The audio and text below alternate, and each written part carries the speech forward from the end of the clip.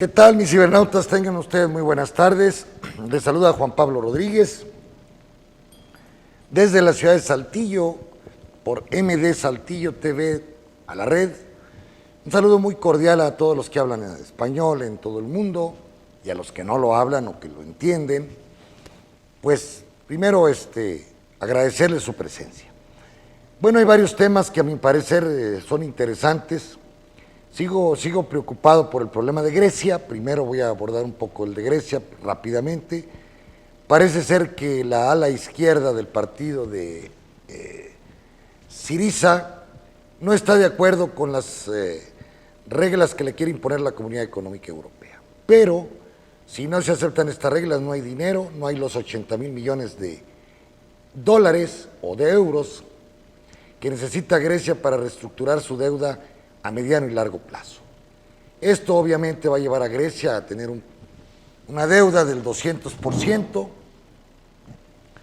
de su Producto Interno Bruto, lo que a mi punto de vista muy particular la hace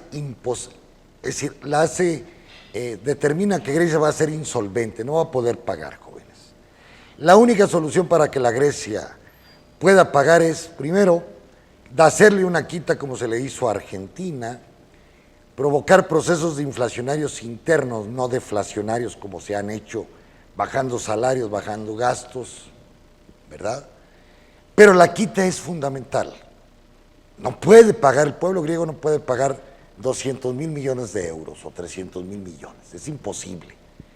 Y vemos una economía que está desmembrada, una economía con poca manufactura, si bien tienen industrias navieras, comercio, petróleo, industria petrolera, no son lo suficientemente poderosas o turísticas para poder llevar a cabo el pago de este endeudamiento que el pueblo griego será sometido y sobre todo que va a provocar pues una recesión interna, bajo crecimiento y va a complicar las cosas para los próximos pagos. Vamos, de aquí a 3 años no van a ser capaces de pagar. Entonces, ahí en ese aspecto yo coincido con Rogov, que por cierto les recomiendo un artículo que está ahorita en Project Syndicate, antes con Krugman, con Stiglitz, con la directora del Fondo Monetario Internacional, Christine Lagarde, donde no ven la posibilidad de que Grecia pueda pagar. Eso ya es definitivo.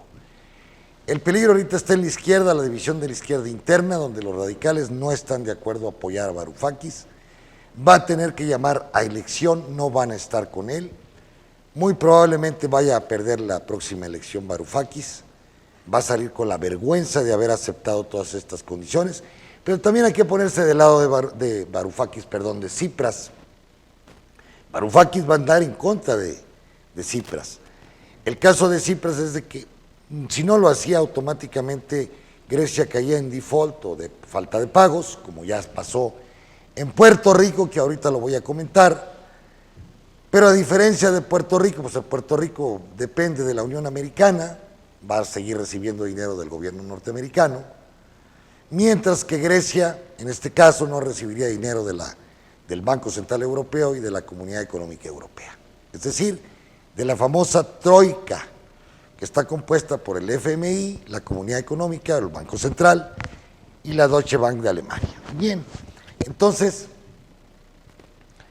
es difícil ponerse en los zapatos de cualquier gente, sobre todo en estos momentos de crisis que vive el mundo capitalista. Yo hablaba ayer, la semana pasada, hace 2 días, de que en mi punto de vista muy personal, muy probablemente para el 2016-2017 empecemos a ver los símbolos o los signos ya de una depresión nuevamente en el propio sistema. Si se está generando una tormenta perfecta que va a llevar al sistema a una crisis no permanente, son crisis cíclicas que tiene el sistema y estas provocadas en gran parte por las deudas de los Estados-nación. Deudas que, como dice Rogov, pues fueron deudas originalmente de los bancos que existían en Grecia, España, Portugal, y que posteriormente los Estados-nación las absorbieron para que estos bancos no quebraran. Era más fácil haber permitido que quebraran los bancos y después pedirle al contribuyente generar nuevos bancos o bancos nuevos para que le pudiesen prestar al pueblo español, portugués, griego y lo que sea.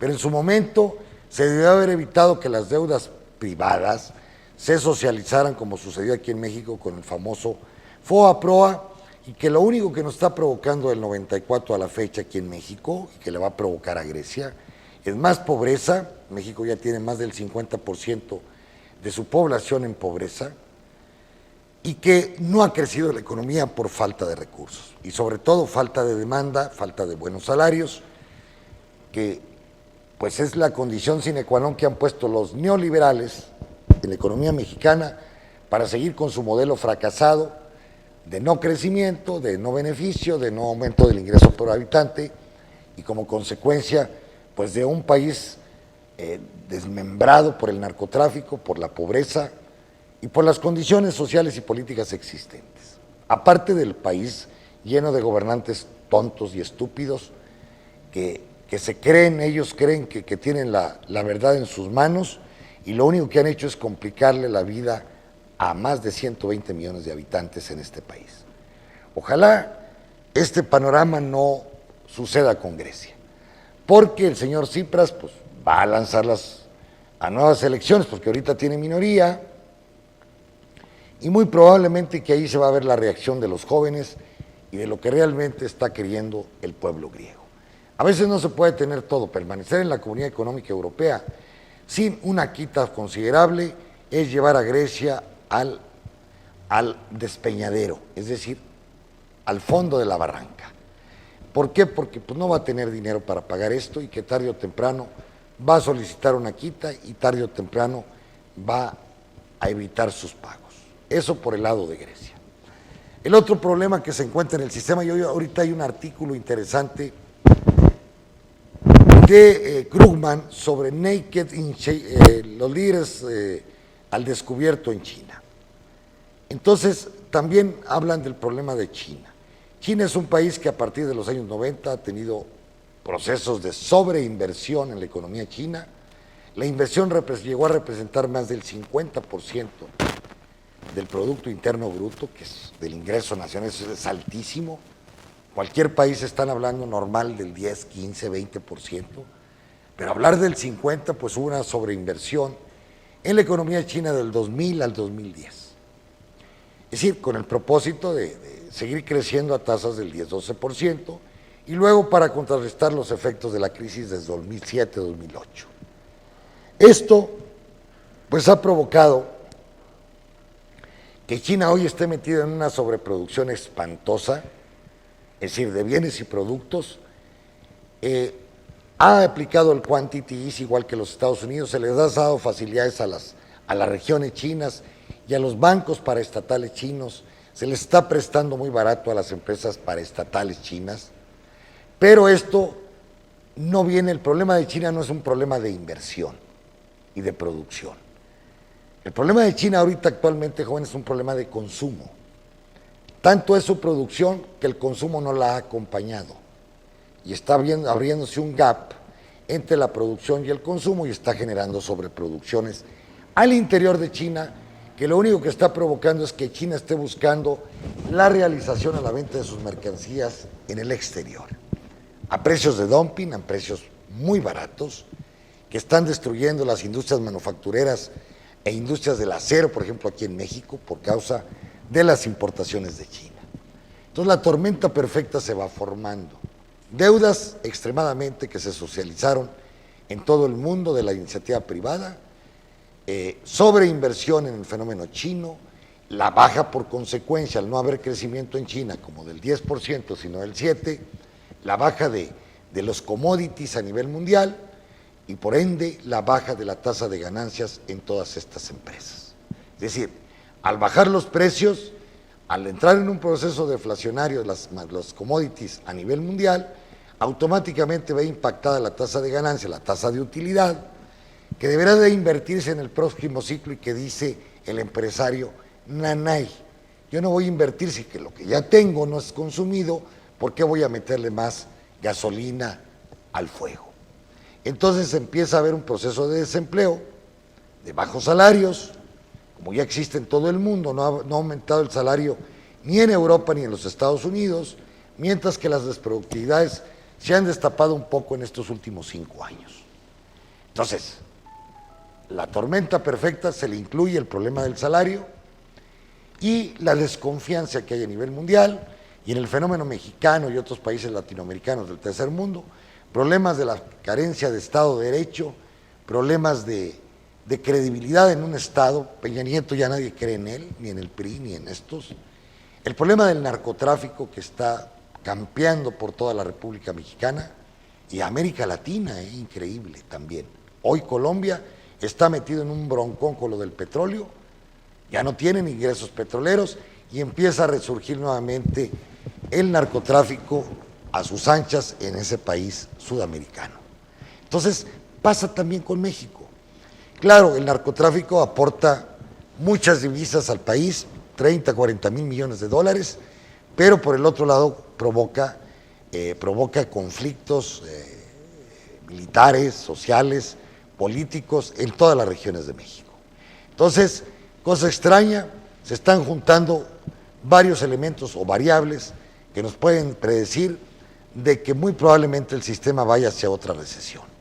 Y aún más, si la señora Yellen decide en septiembre o en diciembre, yo creo que en diciembre, aumentar las tasas de interés allá en los Estados Unidos. Esto implicará de que muchos capitales que están en la periferia, que hoy no han abandonado México, Brasil, Argentina, masificadamente, que al haber empezar las tasas de interés a aumentar en los Estados Unidos, estos capitales salgan y la depreciación de las monedas del tercer mundo, de los emergentes, vaya a verse reflejada tremendamente. De ahí que yo hablo que a lo mejor el peso mexicano, pues estaríamos hablando de un peso de 17, 18 pesos por dólar, hasta 20, no sabemos cuál es la dimensional. Fíjense, me estaban haciendo un comentario hoy que las variaciones del peso dólar no las han iniciado, es decir, no se deben al flujo de capital que los fund hedge o los grandes inversionistas norteamericanos o mundiales han hecho en México. Es decir, que todavía no hay un flujo masificado de bonos mexicanos que ellos deben de vender, o CETES, o bolsa de valores, hacia los Estados Unidos. Se van a esperar a que aumente la tasa de interés en los Estados Unidos. Pero, ¿quién está provocando la devaluación? Primero, la devaluación la está provocando una escasez de dólares. Y esta se complica por falta de precio de petróleo. Pero esta se complica porque pequeños y medianos empresarios, básicamente de Guadalajara, Monterrey, México, Saltillo, han estado comprando dólares para defender su capital. Entonces, son inversionistas medianos. A pesar de que el Banco de México ha estado inyectando 200 millones de dólares al mercado para bajar la presión, para que el dólar no se revalúe salvajemente, pues no ha servido porque gran cantidad de gentes de Monterrey, de México, de Guadalajara, de todos lados, está cambiando sus pesos por dólares. Entonces, esto ha provocado que haya bajado de 2,000 millones de dólares o 3,000 las reservas del Banco de México. ¿Qué pasará cuando los fund hedge o los grandes inversionistas de los Estados Unidos y de Europa se lleven su dinero a su país de origen, en este caso a los Estados Unidos?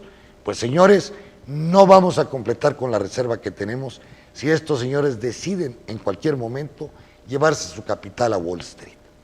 Es increíble lo que nos pasa. Entonces todo es como si se acomodaron las cosas para partirnos la madre. Aparte, un gobierno que no entiende lo que está pasando, un secretario de Hacienda que sigue con un modelo que me dicen que estudió con Solow, no lo creo, Solow es inteligente. Un modelo neoliberal o neoclásico que no está resultando para la economía mexicana y que hoy, por ejemplo, en la jornada nos anuncian que bajó la inversión bruta fija en México en el 0.1. Si bien ha aumentado con respecto al 2014, pues las inversiones en México estamos hablando del 4%, ha aumentado en un 4% este primer semestre, al 8%, el 10% anual.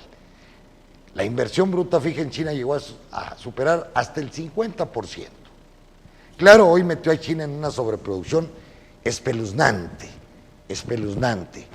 y que ahora, pues, el Estado ha tratado de implementar el Quantity Easy, facilitar, bajar las tasas de interés, facilitar dinero, pero lo único que ha provocado es que la bolsa de valores china se haya sobreespeculado en más de un 140% y que ahora el Estado que la quiere ajustar, que se dio el bajón del 30 o 40 y que quiere evitar más bajas porque mucha gente pidió prestado increíble para ir a apostarle a la bolsa de valores, pues no se veía con grandes pérdidas en estas apuestas, como sucedió en México en 1987. Ya me voy a placear, voy a pedir dinero al banco y voy a meter dinero a la bolsa porque ahí gano más que lo que me da los intereses. ¡Oh, error! Llega un momento en que las bolsas se ajustan, que los intereses que compraron en 10 pesos o que las acciones que compraron en 10 pesos, por ejemplo, lleguen a valer hasta 2 pesos como pasó en 1987 con operadora de bolsa. Entonces no tuvieron ni siquiera para pagar al banco los que habían pedido dinero para invertir, por ejemplo, en esa operadora de bolsa, por ejemplo. Entonces, Legorreta se llamaba un muchacho ahí que manejaba eso. Entonces, el fenómeno chino, bueno, ya intervino el Estado, ojalá se estabilicen las bolsas de valores de China, pero lo que sí es definitivo, la sobreproducción existente en toda China va a provocar una baja del crecimiento chino, baja de la demanda de las materias primas, baja del petróleo, del cobre, del acero, de todo lo que ustedes quieran, va a provocar baja de la tasa de ganancia en todas estas actividades, va a provocar baja de demanda, obviamente, de inversiones, de empleo, y esto va a generar un círculo perverso en todo el sistema capitalista a nivel mundial. Entonces, claro, esta baja del petróleo, ahorita déjenme ver cómo anda el petróleo, según Bloomberg, pero pues la mezcla mexicana de valores, la mezcla mexicana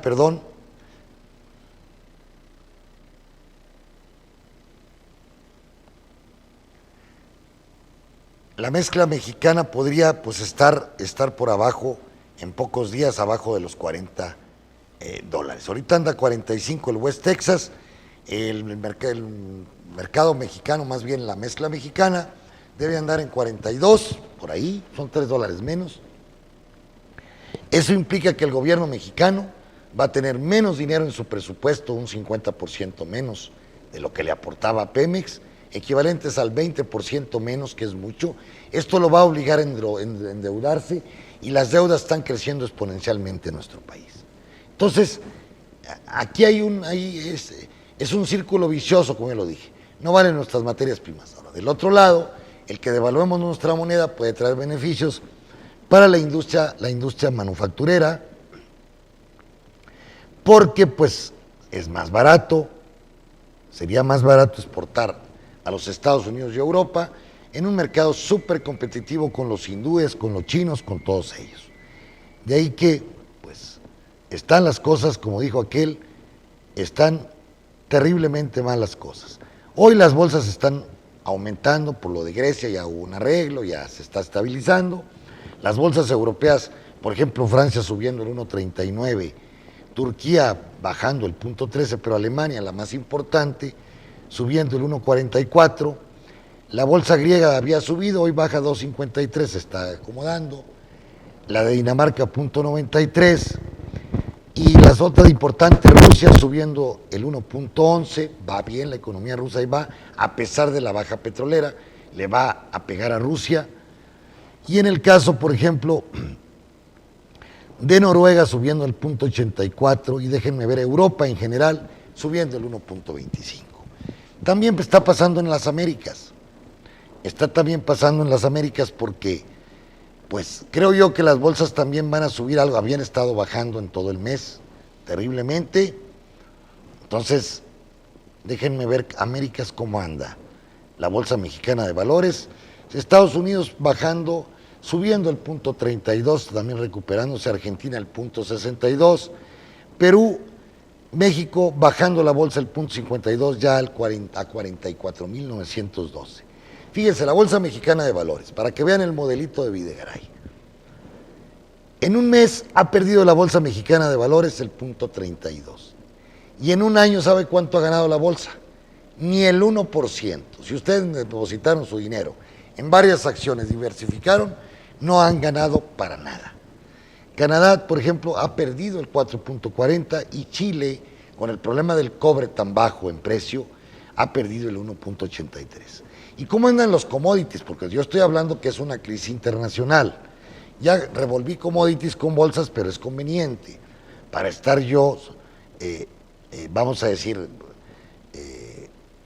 basándome en datos reales en el momento.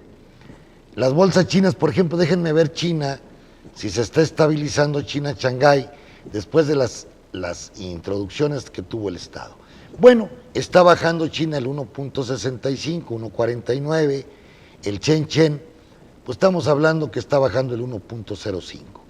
En el mes ha perdido el 10%, Shanghái por ciento, pero en el año ha ganado el 53%, es una locura todavía. Entonces, si está, Hong Kong, por ejemplo, ya está aumentando, es decir, se está estabilizando el fenómeno chino. Corea también subiendo el 1.50, el Kospi subiendo el 0.09, casi nada, e India subiendo el 0.67. Es decir, ¿cómo reinterpretamos esto? Que en efecto, interviene el gobierno chino con lana, dinero, no vendan acciones, los vamos a castigar a los que vendan acciones, y la caída de las acciones se ha estabilizado. Esto es una ventaja. Que esto pueda durar, yo ya no sé, no lo creo. Estas intervenciones que tienen los estados, aunque así sea el gobierno chino, a mediano o corto plazo pueden ser muy peligrosas. Entonces, esto pues obviamente la tormenta perfecta, pues ¿qué? Pues está afectando a la economía mexicana. No hay duda al respecto. Entonces, vemos y observamos que el dólar, por ejemplo, ahorita está alcanzando en ventanilla, según el Financiero, por la especulación que hacen los pequeños y medianos empresarios o especuladores. Pequeños y empresarios todavía no empiezan a actuar los grandes, espérense. Y vendiendo, a pesar de que el Banco de México está vendiendo 100 millones de dólares, el dólar ya anda en 16.70. Entonces, esto pues va a provocar que México, sus deudas, las deudas de la iniciativa privada, por ejemplo, American Móvil debe 40,000 millones según la jornada, yo no lo dije. El Diablo debe, el de las Oxxos debe 10,000 millones. El señor de Cemex debe 22,000. El de Minera México cerca de 6,500. Y así nos va el de TV Azteca de 2,000 millones. Entonces, Bimbo también debe mucho dinero. Claro, han comprado empresas en todo el mundo. Pero, pues, el problema está en que si se suben las tasas de interés en el mes de septiembre o diciembre, estas deudas van a venir tocando tremendamente, no solamente a la iniciativa privada mexicana, sino también van a estar tocando a la deuda de los estados.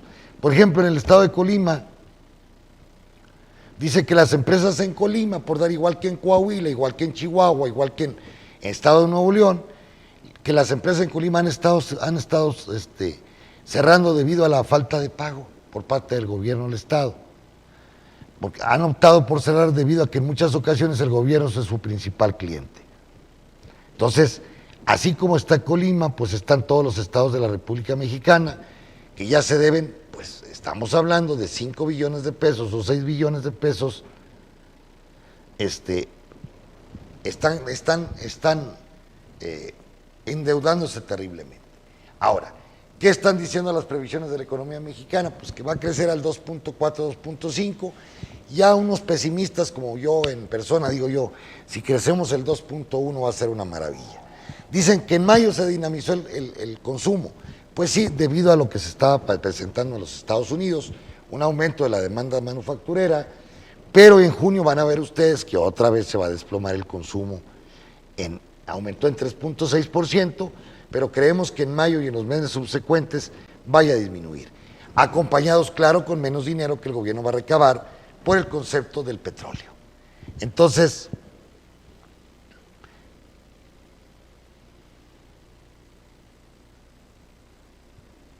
señores, pues las cosas comienzan a complicarse. Fíjense, con la depreciación del peso mexicano, el dólar, por ejemplo, la gasolina,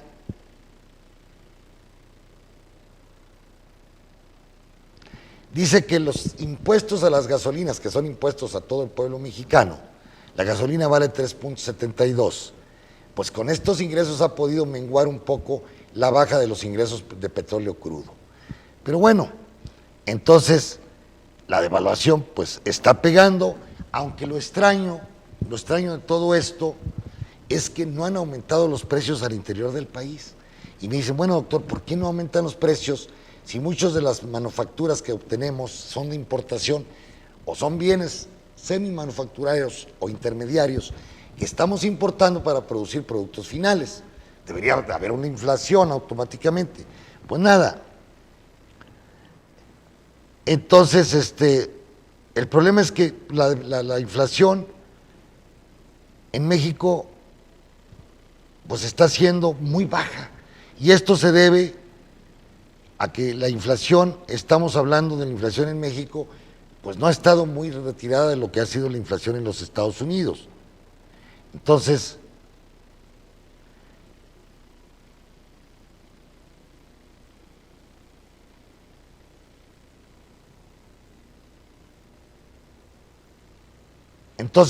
algunos apuestan a que el peso otra vez se vaya a equilibrar en 13 pesos. Yo de veras lo dudo.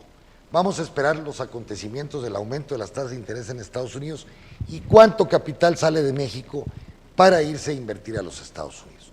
Lo que sí es definitivo, que si la deuda de México ha aumentado en un 35% en 2 años y medio del señor Peña Nieto, esto nos lleva, señores, ya tenemos un 50% de deuda sobre el Producto Interno Bruto, pues como van los ritmos de Peña Nieto, estaremos hablando del 80% como tiene España, de una deuda del gobierno, y muchos de ellos en dólares, con respecto al Producto Interno Bruto. Ya nos empezaríamos a meter en problemas.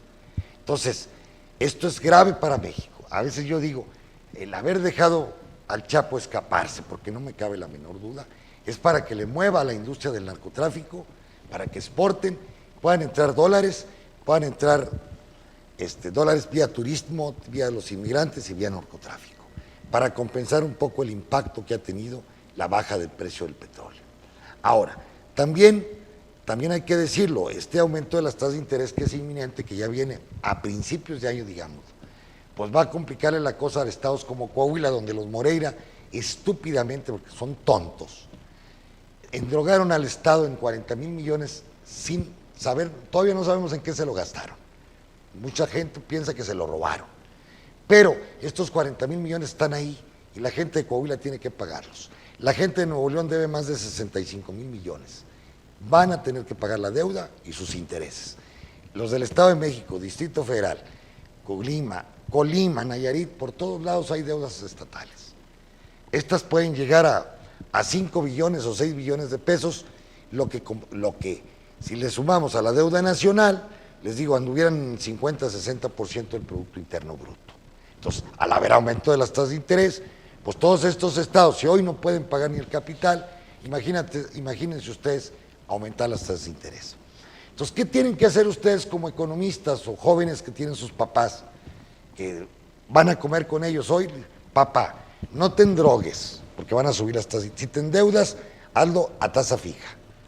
No te endrogues más que a tasa fija. 2, si vas a tener una inversión que sea muy segura, que buscar un nicho para que los productos que tu papá va a producir pueda tener una utilidad, que puedan pagar la deuda. 3, pagar las deudas que se tienen lo más pronto posible, porque lo único que está provocando con estos aumentos de tasas de interés, que muchas veces no van a estar pagando ni siquiera los intereses, menos el capital. 4, buscar elementos fijos. Puede ser terrenos, pueden ser, pero los terrenos también se pueden desvalorizar. El oro y la plata están muy baratos, han estado bajando de precios, pero tarde o temprano van a responder. 4, no comprar acciones.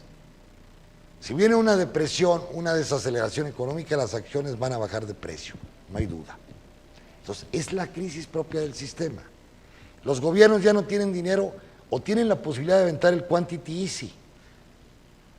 Es decir, dinero fácil otra vez, pero sería escandaloso con las deudas que se tienen a nivel mundial. El sistema está metido por primera vez, yo lo digo, en un berenjenal, en una enredadera de cosas que a veces yo digo, ¿por dónde van a salir estos? Claro, el decir como en el caso mío, oye, aumenta los salarios para que aumentes los consumos y pueda ser chupada la inversión o la producción interna, pues facilitaría. Pero también hay que muchas pequeñas y medianas empresas que no van a aguantar los aumentos salariales. De ahí que estamos metidos como en un impasse, como dicen los franceses.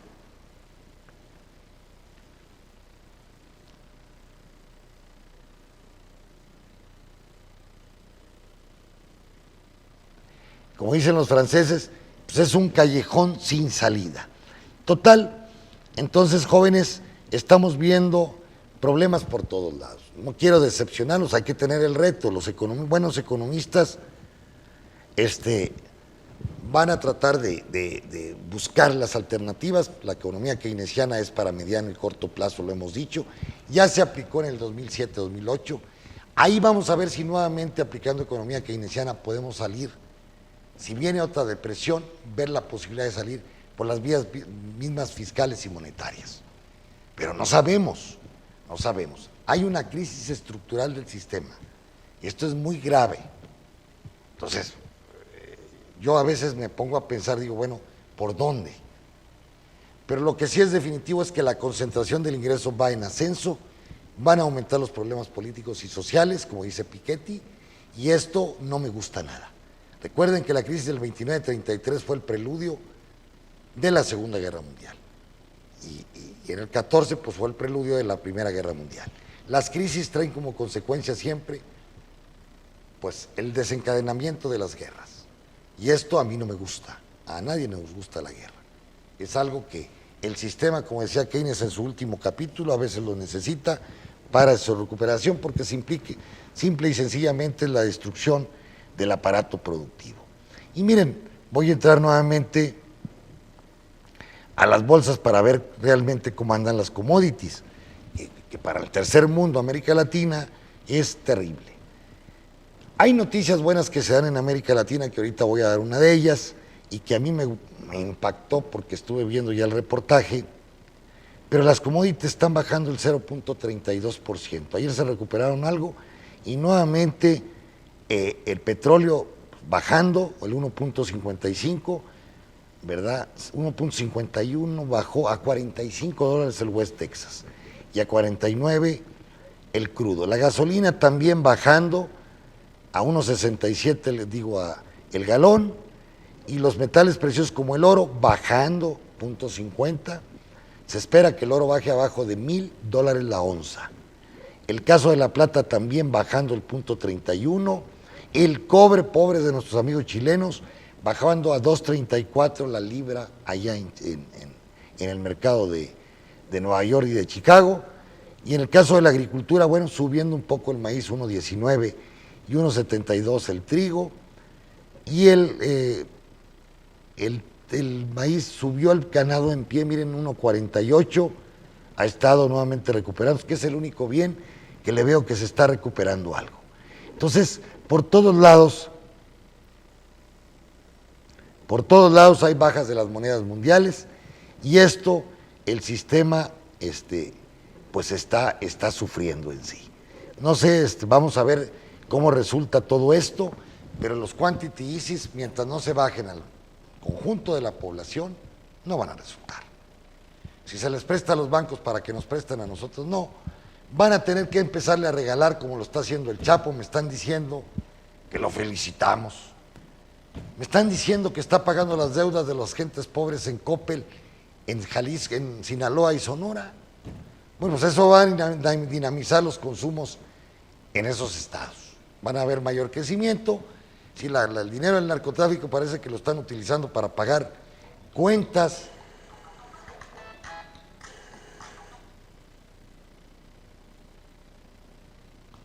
Parece para pagar cuentas en Coppel, pues eso le va a tener posibilidades a la gente de tener dinero para gastarlo en otras cosas. Entonces, bueno, por lo menos sirve algo de lo que exportan del narco. Oh, mi Dios, es lo que sirve esta situación para poder reforzar un poco el mercado interno. Bien, jóvenes, son los comentarios por hoy. Se despide de ustedes su amigo Juan Pablo Rodríguez y nos vemos el próximo viernes aquí a esa misma hora. Gracias.